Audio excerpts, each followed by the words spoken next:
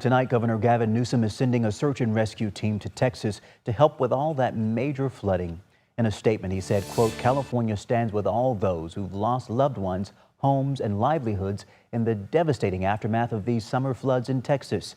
California is sending these specialized resources to support critical emergency response and recovery efforts.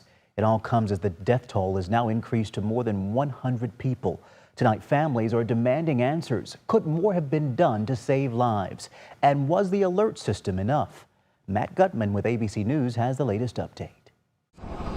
Tonight, along with the thousands of first responders and volunteers searching for signs of life along the battered banks of the Guadalupe River, there is a parallel search for answers. Whether lives could have been saved by a better warning system.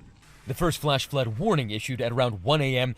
The first flash flood emergency blasted out just after 4 a.m. But that's not what roused Stuart Gross from bed. What was it that woke you up? The fire department. It wasn't the alert on your No. phone? What you're saying is that a better alert system would have saved lives. Absolutely. Absolutely. If it wasn't for the Ingram Volunteer Fire Department, we would have lost a lot more people down below. Countless others also missing the alert. Officials ducking questions about the alert system. It's very tough to make those calls because what we also don't want to do is cry wolf. And late today, canceling an afternoon press conference. ABC News learning the National Weather Service in Austin and San Antonio did have 5 meteorologists working the severe weather event as part of its surge staffing protocol. It's normally staffed with 2. They issued warnings that rivers, creeks, streams, and other low-lying locations may rise out of their banks. Dozens of summer camps dot this beloved region of the Guadalupe River and other waterways here. We're here just outside Camp Mystic. You can see the front of that building ripped clean off. Over here, people taking out the belongings of campers, including their trunks. And the floods from this weekend raising questions about whether it's safe for camps like this to be so close to the river's edge. They call this area Flash Flood Alley, and it's one of the 3 most dangerous regions in the entire country for flash floods. The river flooding nearly once every decade over the last 100 years.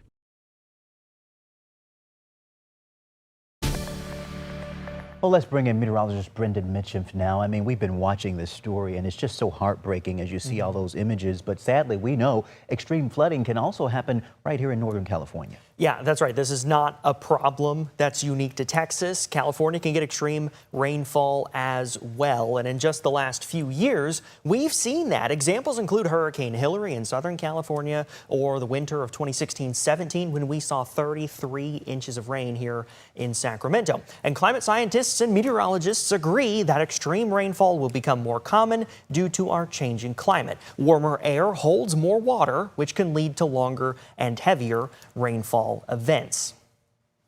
Now, back in 2022, I spoke with Butte County Sheriff Corey Honey about the 2017 Oroville Dam evacuations as part of our Megaflood special. Here's a clip from Megaflood. We don't issue these warnings lightly. They're based on the best information we have at the time. They're based on our experience with these kinds of events, and ask that they heed those warnings and move to an area where they're much safer. One of the things that we learned is that the most effective way to get somebody to evacuate is for a uniformed law enforcement officer to go to their house, knock on their door, tell them of the emergency and tell them what they need to do. But sometimes you don't have the time for that.